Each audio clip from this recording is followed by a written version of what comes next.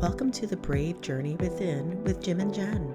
This show is about the spiritual journey and all of the challenges, healing, wisdom, and consciousness expansion experienced along the way. Welcome to another edition of The Brave Journey Within with Jim and Jenn. Welcome, Jen.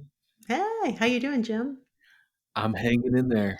A sign of the times sometimes, I think.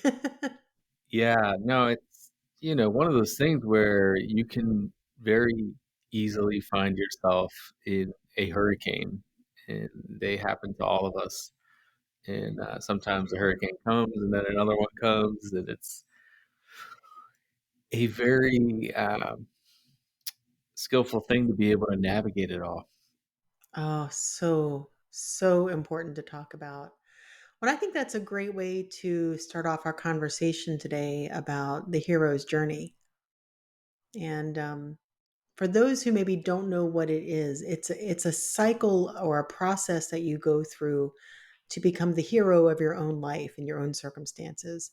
And there's a whole process involved, and I don't think I want to spend too much time going over it. But if you think about it like there's a circle, it's like this process that you're in, and it starts off at the top. Everything is normal and mundane, and then you get called to an adventure of some kind, and you go on this journey, and you're like, all right, let's go.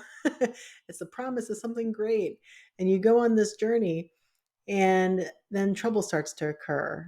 And along the way, you get guidance or wisdom and things that help you. But you do get to a point at the lowest part of the circle where it feels like life or death. Like you just don't know how you're going to succeed. How are you going to do this thing? But then somehow, through all the wisdom and all the guidance and all the transformation, you do transform into that hero, and then you make it to the other side. And then the goal is then to teach it to somebody else. And what I love about this, it's your initiation. It's a part of your ascension. It's who you are. And I think we go through it collectively in certain ways, like we're going through right now with this awakening that we're all in. Yeah, I think that's a really good thing to point out is that we are collectively in the midst of this. Oh, so much. But then it also personally, and I've also noticed in my own life where I might have one big hero's journey, and then within that one, there's like these little hero's journeys in there as well. So it just kind of feels like it's a journey within a journey sometimes. So um, I've been fascinated by this topic for a while, but lately I've been really processing it on different levels. And we're And also going to touch on tarot and divination. right, and I want to do that because, well, and actually, it was your suggestion that we do it together, and I love the idea because when we're in that hero's journey, we really do need guidance. We have to reach outside ourselves. We have to become someone different to really make it to the other side of that circle, to really get to the other side of that process. You have to transform. And sometimes we just don't know. We don't know what's next. So we need teachers or guidance to come in. And Well, divination there's or connecting with your guides, intuition, it's all kind of lumped together, but it all helps. sure. And part of, like, if you Google, like, which is what I did, like, how do you explain the hero's journey? We talk about it and we almost intuitively understand it in some ways, just with all the stories that we've been indoctrinated with, but like just we grow up with. We have this sense of what it is, but in the two halves of the circle, you go from like the normal world into some charts they call it the unknown world, and I think those tarot or other tools of divination kind of help bring that aspect to life, or to give us answers when we're in that part of it, the unknown part of our journey. I think another important thing that we should bring up in this idea of the hero's journey is I've definitely seen people who they get that call, they start on that journey, and then something makes them turn back. Usually they start to hit that really negative point where transformation can take place. Maybe it hasn't taken place yet, but it certainly can. we transform the best under pressure. So that's how we are stretched, and we learn how to change because we have no other choice except to turn back or to change. And that's what that whole journey is about. It's to force you to shift, it's to force you to transform. And if you turn back from it, if you turn away and go backwards, you never get that transformation. So, Well, you can turn away and refuse it, but eventually it comes back to you. in some form or another, it Yeah. will, because that's your job here. You're here to transform and to change up and be different and to become a better version of you. But that only happens through a catalyst. Well, my one of the things we central theme to my life, right? The movie The Matrix, this idea that we're in the simulation and we're waking up. Um, but one of the pivotal moments is when Neo, the character played by Keanu Reeves, goes to see the Oracle, right? So if we're talking about divination or tarot, um, he goes to see the Oracle and she tells him, "Hey, kid, just you're not it. Like you're not the one." And he hears it and he's like, "Oh, I knew it. I knew it." And it's exactly what he needs to hear, right? Uh, I guess it's something of a refusal, right? Like this, Hmm. you know, your fears or your doubts confirm, like you're not it. But that allows him to then take the next step and take the risk, knowing that he's not the one, only to find out that he is. Yeah, when I saw that, I wondered. She probably told him that really to keep him humble.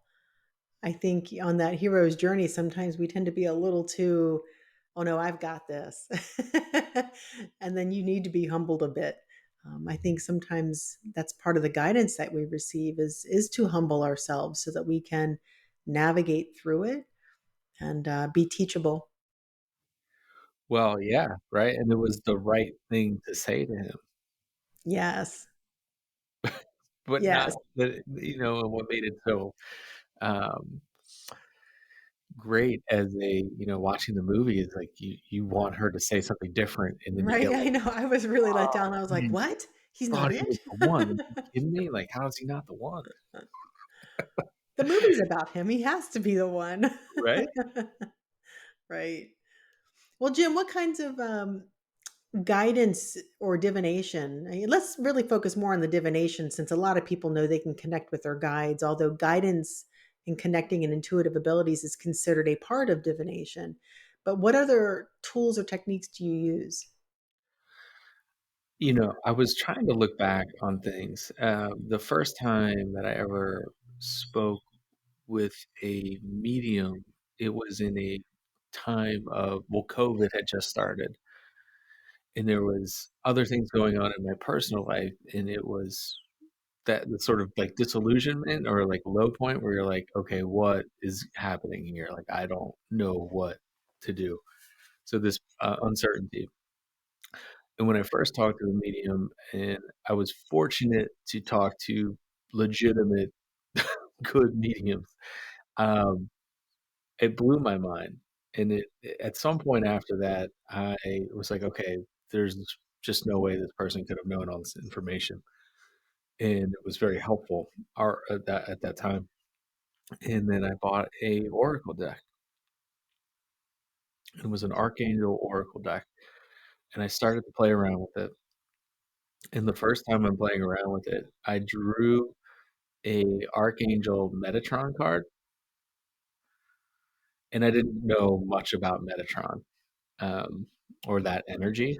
And then I thought, "Well, that's interesting," and just put it back in and reshuffled the deck, and then I drew the card again, and I'm like, "That's kind of odd, but could happen maybe, it's just a coincidence." And so I'm like, it wouldn't happen the third time, so I put it back in, shuffled the deck really well, and sure enough, pull out this card, and it's Metatron, and at that point, I actually got kind of freaked out, and I put it down because I'm like, "Well, maybe I'm not supposed to be playing with the Ouija board here."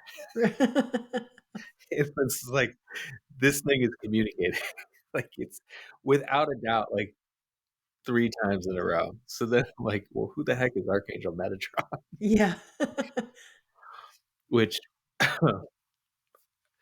don't even know how I would describe Archangel Metatron. Was he human and then became an angel, or Uh-huh. Yeah. and he sort of whispers to God, or, he's like this Well, I mean, powerful. they all are they are our, maybe you could say intermediary. They are messengers. They go back and forth. They help us in that way. A lot of them, supposedly, according to biblical texts and other religious texts, they take the message to God when we pray. So then there was like a synchronicity involved with learning about Metatron's cube. I'm like, what the heck is Metatron's cube? And then like sacred geometry and the flower Mm. of life and the tree of life and the building blocks of the universe and all these things. It was like, oh wow, there's Yeah, something it's a whole to all different this. rabbit hole. Yeah.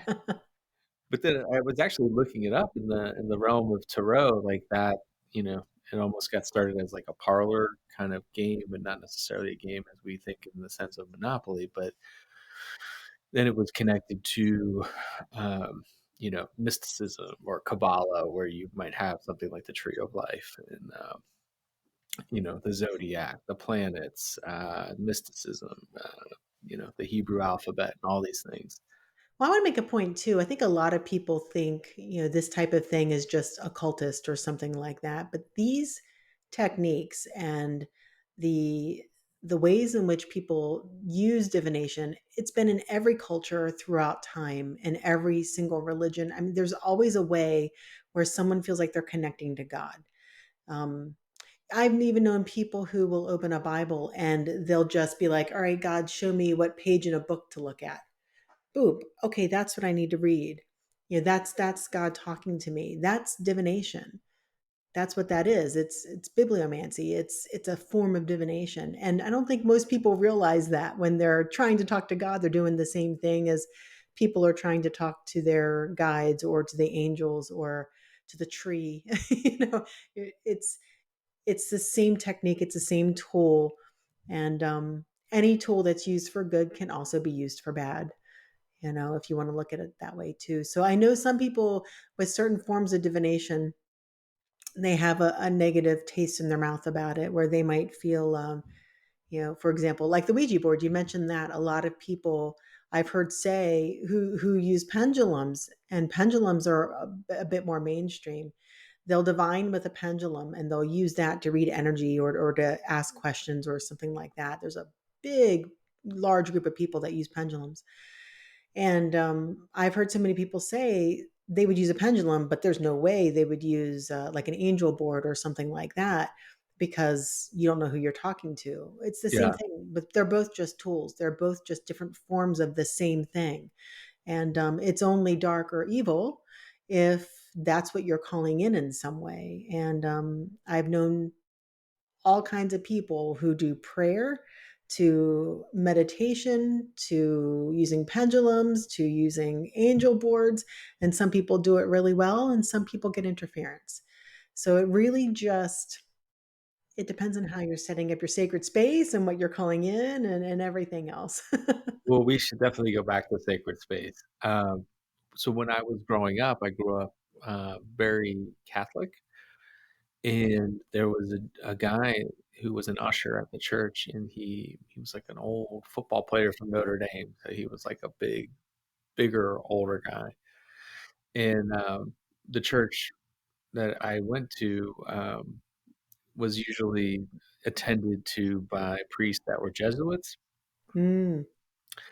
And a lot of them taught, in some of the Jesuit schools in DC and whatnot. And this particular parishioner, this usher, who was a big guy, I think his name was George, but he was a bodyguard for the priest who performed The Exorcist in, well, outside DC, not in DC.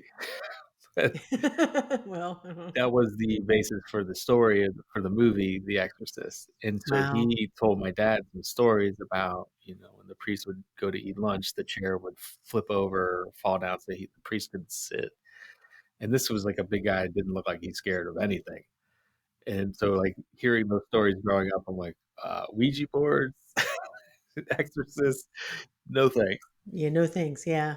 Seriously. Well, I mean, whenever you try to connect even to God, you're opening up a connection, a portal of things. One of the first times I tried to meditate, it was how to talk to God. That's really what it was. And I was trying to connect with God and go deep into meditation and feel like I had that connection. I'd never meditated before in my life.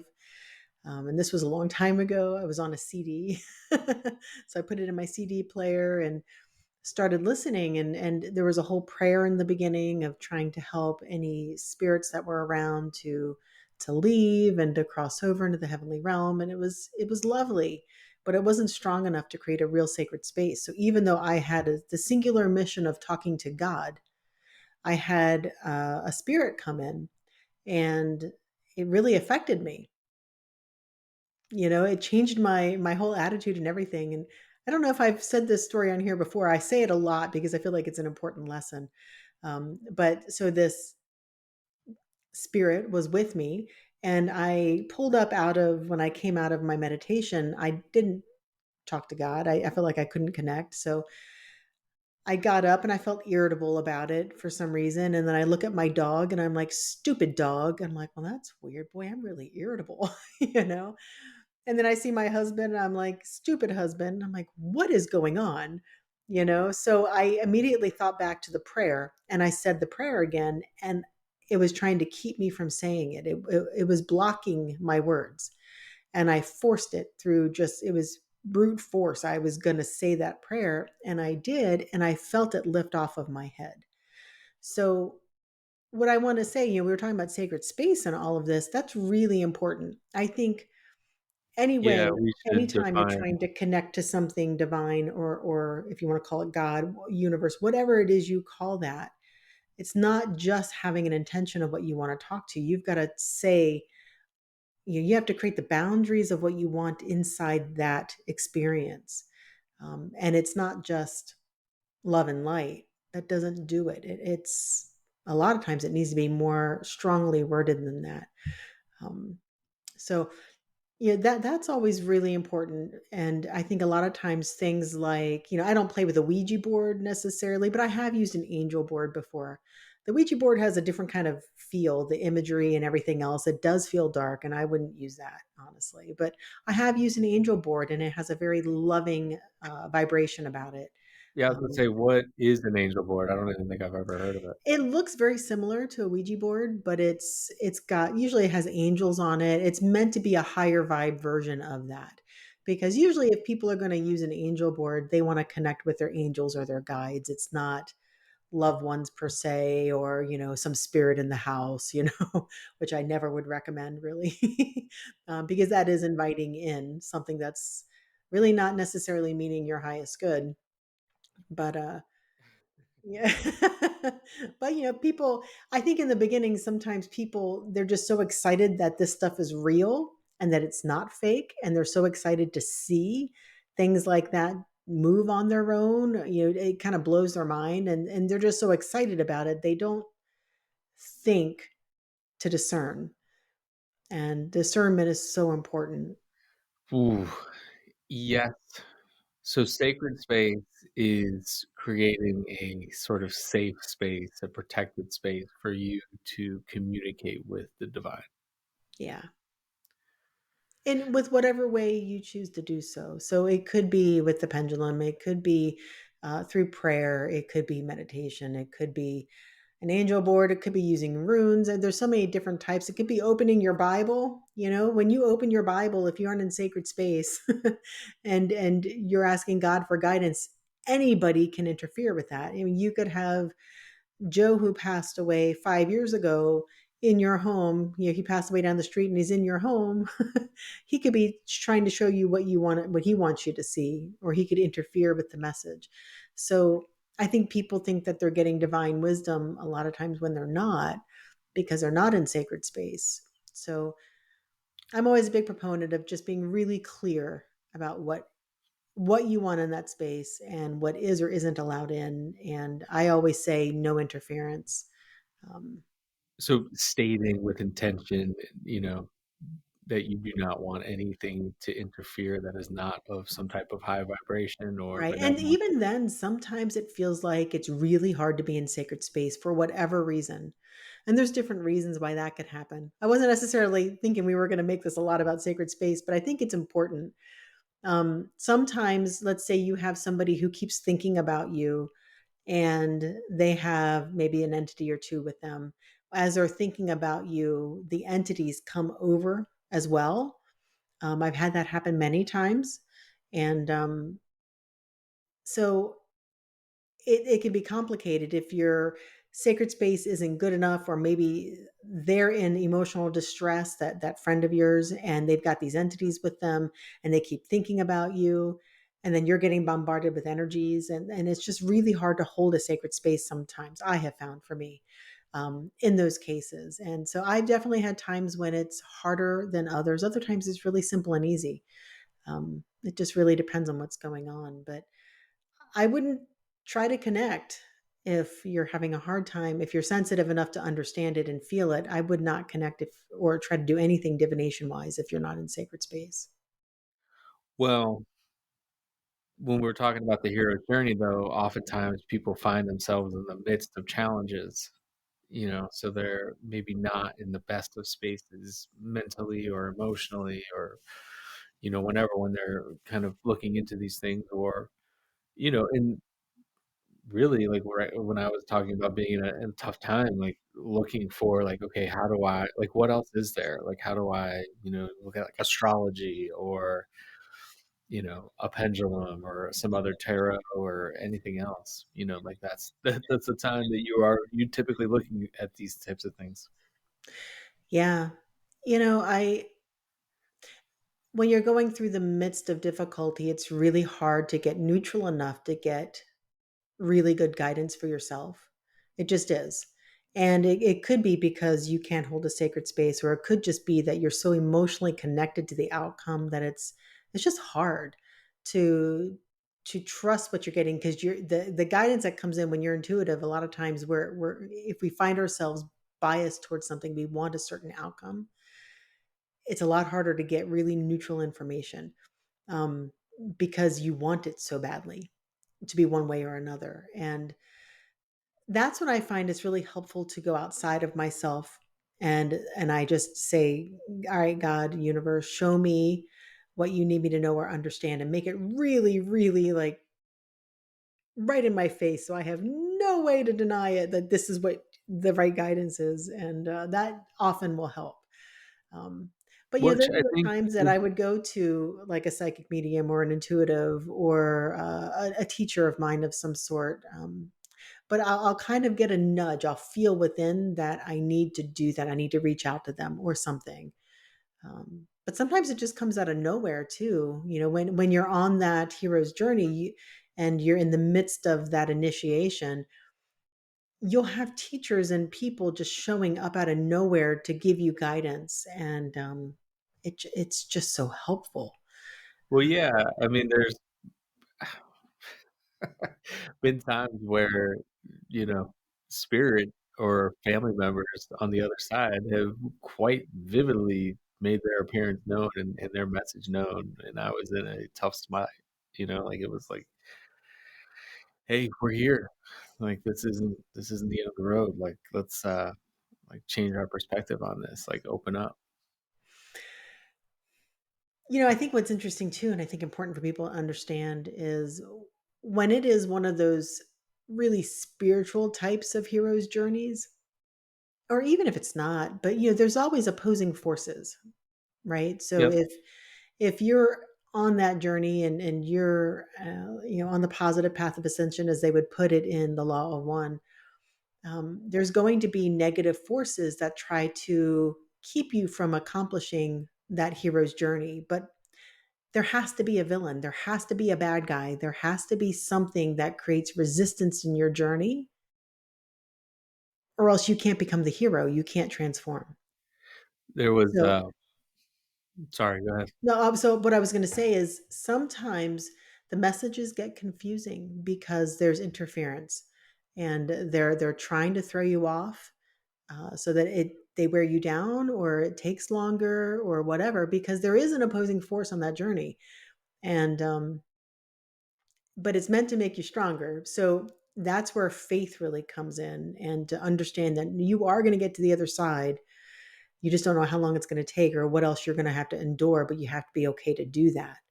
And it's it's that faith in yourself and faith in the universe, faith in Yeah, God. it's a Yeah. very strong thing. I was just gonna bring up, in regards to that, younger monks, when they're studying, get warned by their teachers, like, "You are unseen forces are going to scare you and intimidate you. You're gonna have to be prepared for that," So, like, their prayer wreaths might get ripped off and thrown across the room, or it's just something like that, but I remember hearing that story and being like, "That is terrifying." Yeah. But they're like, "No, it's just, you may find that that happens, and if it does, be prepared, you'll be okay, like, don't worry, but just don't get scared." Well, what are some of the things, just because I think some people who are going to be watching this will either be in the midst of the hero's journey and maybe in the really difficult parts, or maybe they have been and didn't understand what it was, what they went through in this framework. Um, what are some things that you've been through that you think other people going through things, or having gone through things, might resonate with? Well, I thought that was interesting, the call to adventure, because there's risk involved in that, right? When you go out on an adventure, like, it's risky, there is, one of my first past life regression that I did, where I was the client, was, being a nomad and, running a caravan, which was very dangerous, right? Like, so your normal daily life had this risk in that, and then everything that ensues from it. Some things in my life that I can recall, like the refusal is, on my rugby team being asked to become the captain. You're this player having some success, and we really like you to be the captain. And me being fearful of that, of having to, police people and take charge and be vocal and really find, that power in the throat chakra area, if you will, Yeah. to really kind of command and lead that space where I was far more comfortable. Like, listen, man, I'll do whatever, but I don't want to take that leadership type role. I'd rather just lead by example and, go that route.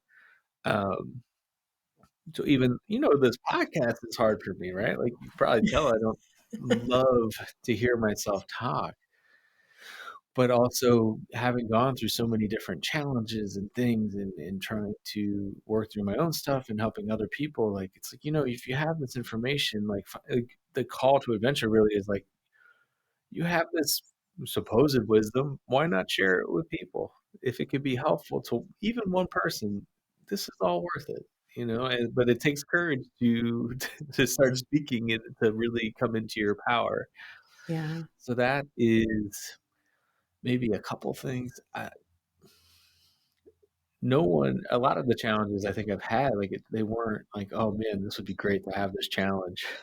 It was like life kinda body slammed you, and you're like, "Alright, Right. well, guess I better get up." Yeah, yeah, it's not always easy. You know, when we start on that call to adventure, we're always like, "No, this is gonna be great," because we have to have that motivation to go on that journey, and then we're suddenly in the depths of the dark night of the soul, and we're like, "What were we thinking?" But there's really, I mean, I guess sometimes you can turn back, but that's not the point. I don't think we're meant to. We are meant to push through. Um, and that's There why, I've always something, sometimes things ping pong in my mind. I'm like, okay, when is it right to push through on something? And when is it right to think that, okay, the universe just must be telling me I'm on the wrong path or something? And I think we've pondered this question on here before, but it just it's one of those things that's why I think people turn to divination or meditation or different ways of trying to get some answers, because we need help. Well, so, I mean, there was, getting body slammed and, like, going through a divorce and all that kind of Mm, fun stuff. There was a point where, I was at a job, and eventually I became aware, like, my body, like, I had this aversion going to work where it was like every fiber in my body was like, "Dude, like, this has gotta stop. Like, you can't keep doing this." And I ignored it, and I ignored it, and I ignored it, and eventually you realize something has to change. Like, this is so uncomfortable that you have to change. Um, yeah. and then at that time, I I really wanted to work closer to home so I could try to kinda be around more for my kids, and, I had to take, like, a demotion almost, right, to make that happen. But that was the next right move, like, that was like, "Okay, this is gonna open up. You have to do this."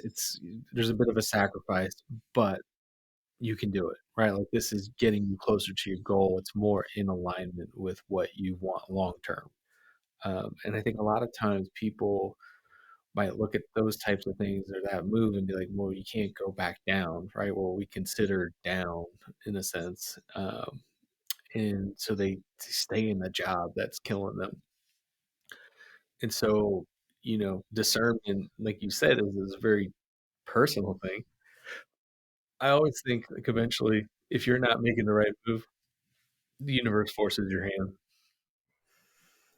Yeah, eventually. eventually.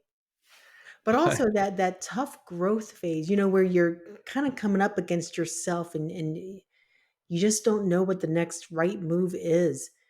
And or you keep thinking you're making the next right move, and then you keep getting pummeled by the universe, and it just feels like that resistance can be so strong that there is there's nowhere else to go except forward, right? And it just yeah, sometimes it really is confusing, and this is not an easy journey. well, there's a Japanese, proverb I really like. I think I've shared it before, but "Fall down 7 times, stand up 8." Oh yeah. Like, it's like, "Okay, this didn't work out despite my best intentions." Like, "Okay, well, let's go to the drawing board again." Mm. Or looking towards, Tarot, like, "Okay, what can I do here to get some sense of, knowledge or insight from spirit?" What, um, does this feel right or not? What's like, the devil card? Yeah.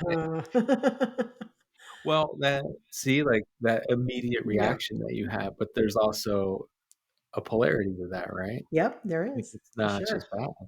And so trying to look at things, we talked about, like, belief, right? Clarity, like, looking at that and, like, actually digging into yourself, like, what does this mean, right? Because ultimately, throughout any tarot, right, like, these cards were created by somebody, but it's your interpretation of that card in that moment and what's going on with you in your life and your own intuition that really determines what you take away from that reading.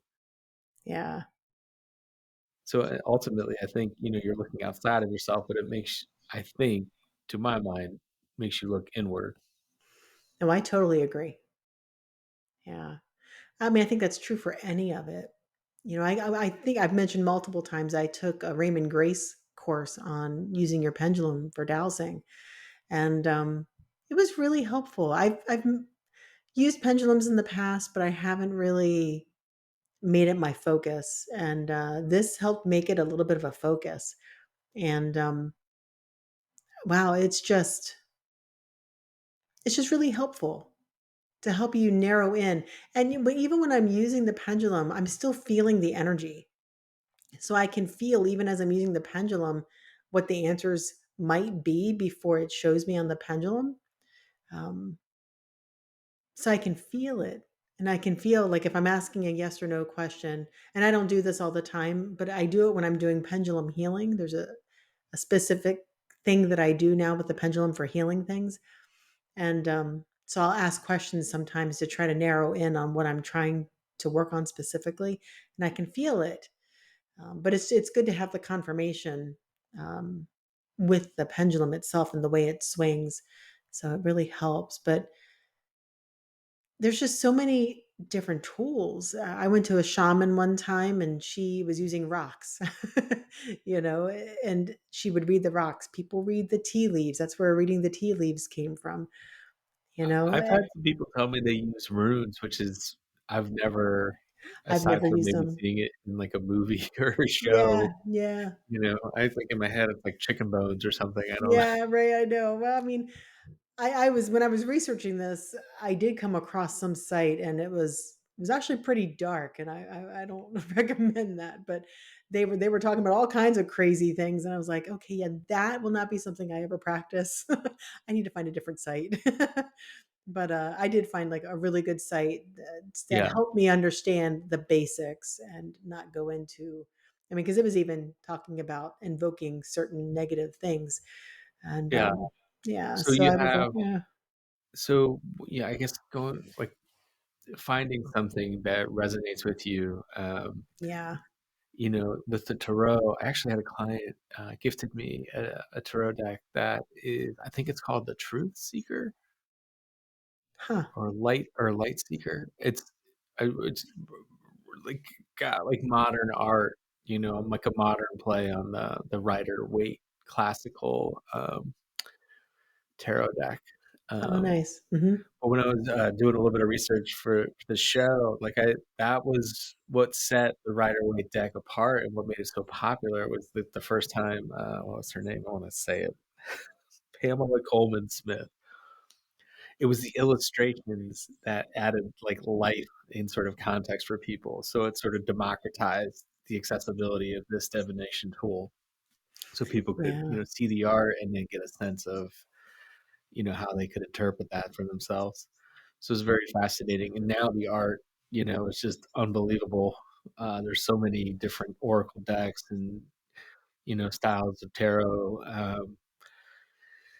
Finding something that appeals to you and visually and is very important if you choose to look into that.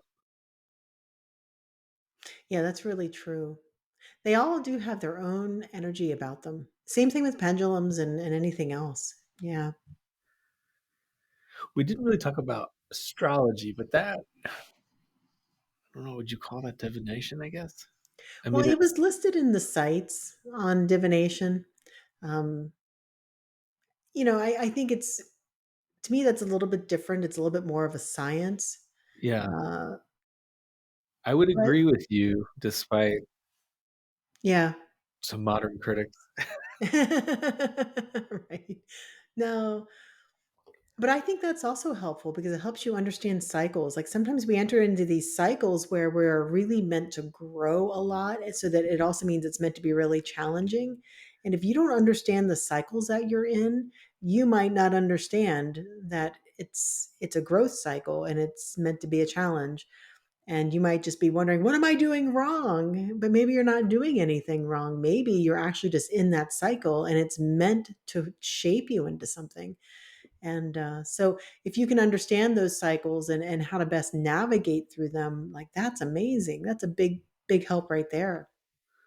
There's someone that I follow. I don't know their professional background, but very esoteric sort of mysticism, was talking about astrology and how they had thought it was, woo nonsense. And at some point, something happened, and they were like, "Wait, what?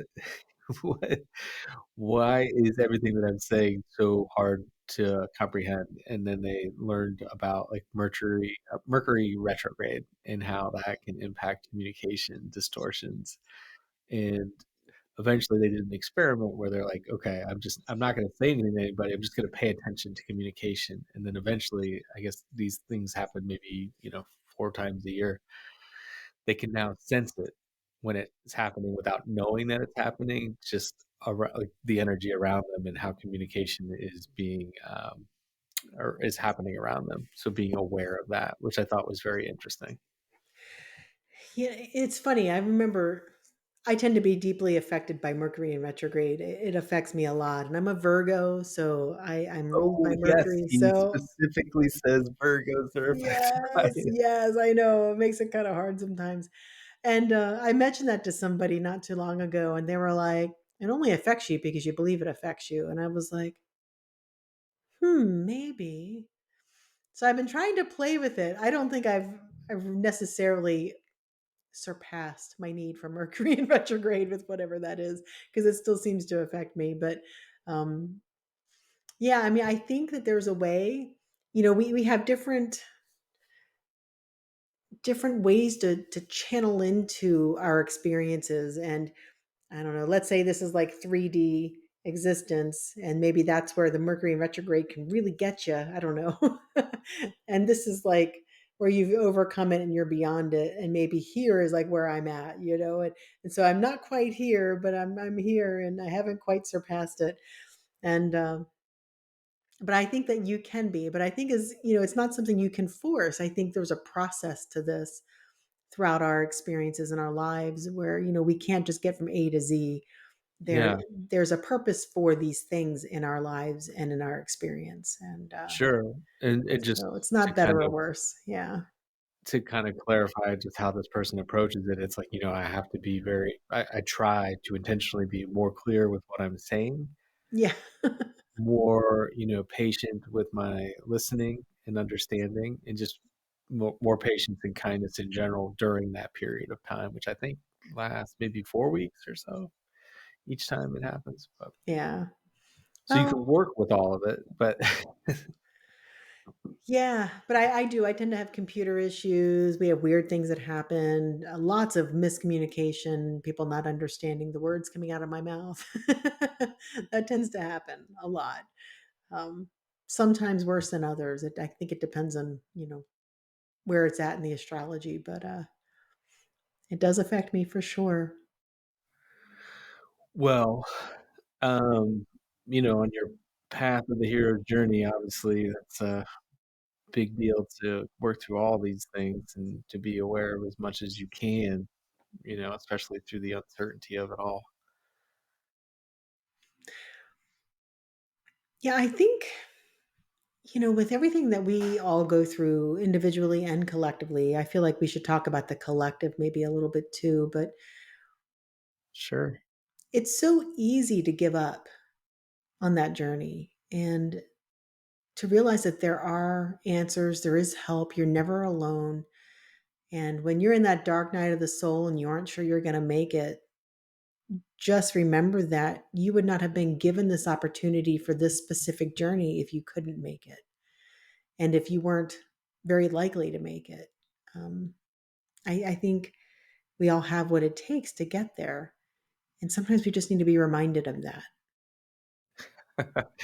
It was, someone was talking about, when you were born, and you were a little tadpole or before you came into existence, there was like a 1 in 4 billion chance it was gonna be you. So you've overcome incredible odds. You're That's so lucky awesome. to be I love here. that. Like, your sheer existence is an absolute miracle, Wow. I love that. Yeah. to put it in context. But yeah, this is a rough time, right? You asked, like, what are some things that help you? And you mentioned The Dark Knight. The movie The Dark Knight by Christopher Nolan, um, when Batman gets broken, like Yeah. literally broken, right? Like his back's broken and he mends, and it's daunting to get out of the pit. That's kind of maybe that's one of my favorite parts ever in a movie, but that's where I go to in my head where I'm like, "Okay, man, this sucks. Like, this Yeah. is really hard." One of the best, psychologists that I ever went to, she was like, Jim, life is very difficult. Like, it's really freaking hard."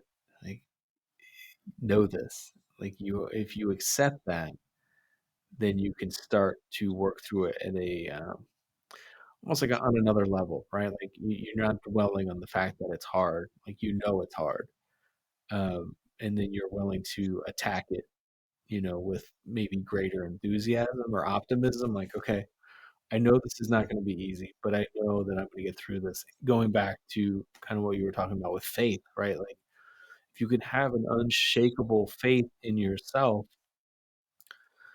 and where this is all going as a collective, do your part, but know that this is going to be a tough time, and anything you can do to impact someone else, the whole ripple effect, the stronger you are, the more of an influence you're going to have on other people, and then you really can have societal change, but it really does start with you, so you don't have to worry about all these other things that are kind of happening everywhere. Like they exist, they are happening, but do your part internally to make sure that your edge is sharp. So true. And as you're talking, I think, the times that I've experienced either the little mini hero's journeys or in the big hero's journey that I think I'm still kind of on a little bit. I'm kind of coming around to the other side, but I've been through something recently that was just really big. It was a huge initiation. And what I find is the more resistance I have to the journey, to the change, to the path that it's leading me towards, the more frustration I have, the more fear I have, the harder that road seems to be. And you can't have faith and love in the same space as all of those things. So, in whatever way you can come back to faith and love and believe in yourself and believe in the process, believe that when you get to that other side, you will be transformed. Wow. I mean, that is so inspiring. And if you could just remind yourself of that every day, you'll get through it so much easier, so much more quickly. Not that it will be easy, but it should be easier because you aren't fighting the process. I, the concept of surrender to me, or flow, like they kind of in some ways go hand in hand for me. One of the things in mindfulness meditation with loving kindness is, may I flow with life. Mm. Well, part of being in flow is not resisting, not fighting it. It's just going with the changes that are constantly happening, the stresses, the challenges, and also acknowledging the successes and the wins along the way, and hopefully in joy and love and Yeah, peace. right. Especially for yourself, because, in any journey, you're going to screw things up. You're not going to get it right. And at least not every time. And I think a lot of times No, we start losing that faith in ourselves or that love of who we are because we're letting the circumstances of that dark night of the soul change our viewpoint instead of changing our paradigm. No, what am I trying to say? It's like it's changing our viewpoint of us, but what it's supposed to be doing is honing you into some other higher version of yourself. And so the process just takes longer, I think, when we don't just open to it. well, and you're also planting seeds, and sometimes you don't see that the fruits of that, what you're creating, in terms of manifesting, or like abundance in your life. A lot of times, at least in my readings of the tarot, is keep going. Like you're doing the right things, you're on the right path, and a lot of times there's like a validation of that, where it's like, okay, man, it's really hard, but keep doing it. Like, Yeah. Well, you and I know, want to say one they other don't thing speak too it about there. this whole thing of the hero's journey and why we need guidance and help sometimes is because the universe never wastes an opportunity. So you aren't on this journey for one reason. There's all these other nested aspects to why you're on that journey. So it could be, I don't know, maybe you're on a journey with a relationship or learning how to love yourself or something more. And within that, really like that dark night of the soul, you're learning maybe how to get over addictions, or maybe you're clearing up karma from past life. Like there's like all these other things that are happening, especially in that dark night of the soul space, because that's where the real transformation takes place. You need that. And then you get to the other side, and it's like, oh, okay. And then you've overcome the karma, you've overcome the addiction, you have a great relationship. Like it's like all these things, right? But it was all nested into one experience. And so the universe likes, you know, hitting more than one thing at a time. I will say that the tarot has been very helpful. Well, I've learned it from you, but really it is a useful tool. I found it to be far more useful than I would have thought, to be honest with you. Um, but there are times in my life, I was talking about the devil card, and so maybe Mhm. I'm drinking and I get the devil card. I'm like, oh, there you go. Right, I know. Better be careful with that. But it's timely. And, you think about like the great psychologist Carl Jung, like there are synchronicities and weaved into all of these things. And there's this constant communication with the other side, whether you want to acknowledge it or not, but it is there. You're not alone and you can ask for help.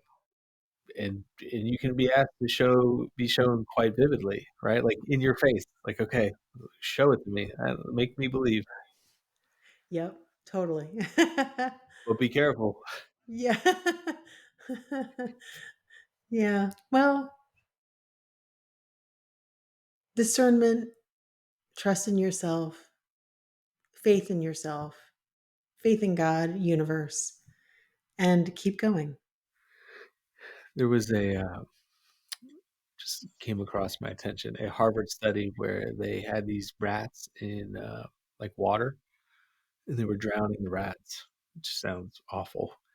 And right when they were about, are you familiar with this? I just read about this. Go ahead. Did you? Okay. So go ahead. It's an awesome story. Yeah. Yeah. So they, right. I think it was like around the 15-minute mark, you could see like the rats were like either they gave up, and as soon as they gave up after 15 minutes, they rescued the rat. So then the rat has in its mind, okay, like I will be rescued.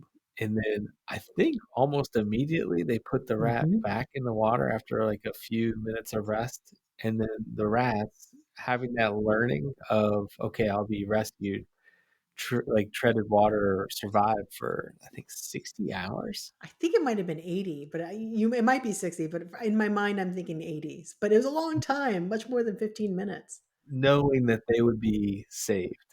Yeah. It's just super fascinating, like the power of belief in what, you know, I don't know. I think of like, some of the, I don't know, Navy SEALs I know where it's just like your mind is incredibly powerful. You can do some amazing things. Yeah. If you, not everyone, but if you can be like the rat, you can tread water for a really long time. And just when we think we're about to give up, if we just push a little bit further, a lot of times that's when the breakthrough happens. Don't give up. Keep Don't give going. up. Yeah. Well, I think that's That's it. not easy to do. That takes a lot of grit and No. courage and, being human. Well, and sometimes, in that humanness, we get stuck in that space and we feel, and God knows, like, I know I've been there. I feel at times I have felt so victimized by the experience that you just don't think there's any way you can get to the other side. But Yeah. that's really not true. So get back into that positive state as best as you can and move through it. Get back to loving yourself and have faith. Yes. Um, Trying to think if I have this. Oh, I don't have it. Accepting your humanness, your flaws, your frailties, the fact that you make mistakes, and so do other people, you know.